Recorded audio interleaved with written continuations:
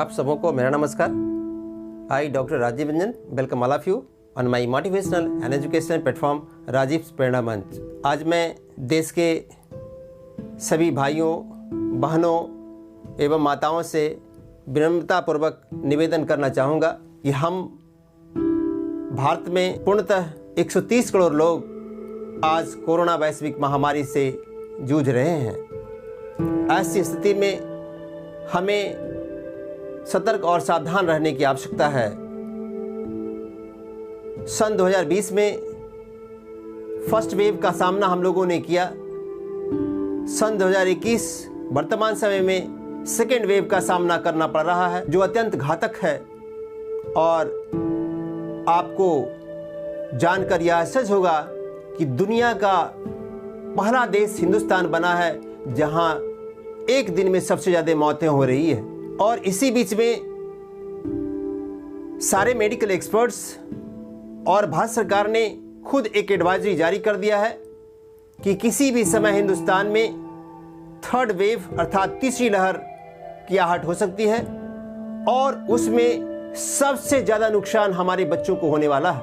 इसलिए मैं आप सभी माताओं, बहनों एवं भाइयों से एक बार हाथ जोड़कर आपसे निवेदन करना चाहूँगा कि WHO के द्वारा और मेडिकल एक्सपर्ट्स के द्वारा कुछ एडवाइस दिए गए हैं जिसे हमें निश्चित रूप से लागू करना चाहिए। और अपने बच्चों की रक्षा के लिए मैं अपनी बातों को जो बताया गया उनके द्वारा उसे साझा करने का प्रयास करता हूं। पहला सुझाव है, बच्चों को गुनगुना पानी दें जिससे संक्रमण के खतरा कम से कम होगा।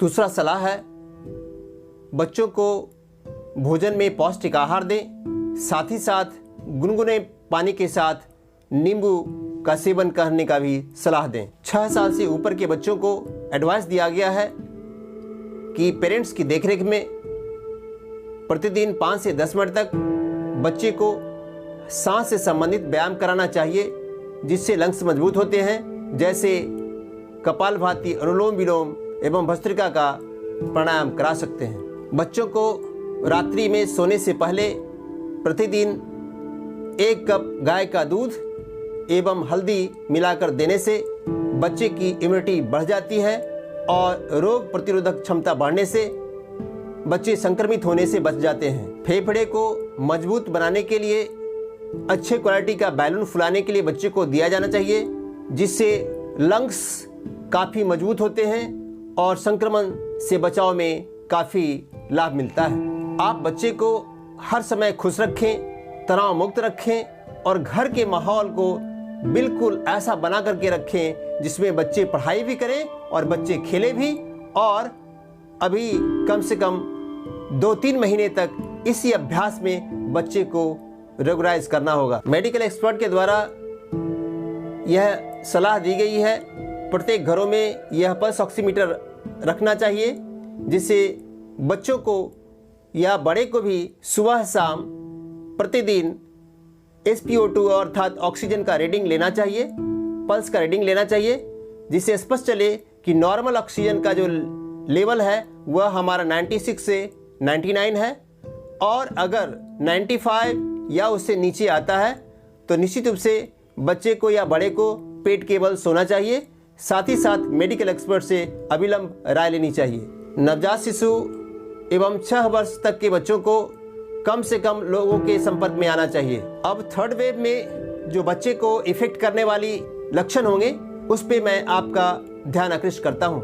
अगर बच्चे को 1 से 2 दिन तक हाई फीवर हो, बच्चे के शरीर में या हाथ में, पैर में कहीं भी लाल चकत्ते हो, बच्चे के चेहरे का रंग नीला दिखने लगे, बच्चे को उल्टी दस्त की समस्या हो, हाथ पैर में सूजन आने लगे, सर्दी जुकाम हो, ऐसी स्थिति में इन लक्षणों को देखते हुए हर हाल में पेरेंट्स को मेडिकल डॉक्टर से सलाह लेनी चाहिए। अंत में मैं अपने सभी माताओं, बहनों से पुनः एक बार निवेदन करना चाहूँगा, कोविड-19 पैंडेमिक सिचुएशन में सरकार के द्वारा बताए गए गाइडलाइंस को फॉलो करें, मास्क लगा करके रखें, बराबर हाथ धोते रहें, साथ ही साथ सामाजिक दूरी का पालन करें। और एक महत्वपूर्ण बिंदु की ओर आपका ध्यान आकर्षण करना चाहूँगा, घर पर अगर कोई अजनबी आते हैं या परिवार के ही कोई सदस्य बाहर से आते हैं तो ऐसी स्थिति में सभी लोगों को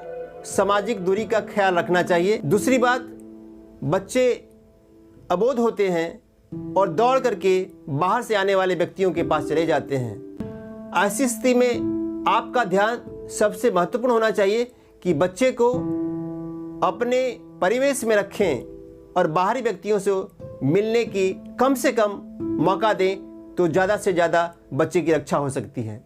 अभी अभी सिंगापुर में कोरोना के नए वेरिएंट मिले हैं, जिसके बारे में कहा जा रहा है कि भारत में सिंगापुर वेरिएंट थर्ड वेव के रूप में आ सकता है। इसलिए हमें सतर्क और सावधान रहने की आवश्यकता है। अंत में मैं आपसे कहना चाहूँगा, यह दौर भी चला जाएगा, फिर से हर चेहरा मुस्कुराएगा। यूं न छोड़ो तुम उम्मीदों का दामन, हर लोग खुशियां मनाएगा। Thanks for watching this video.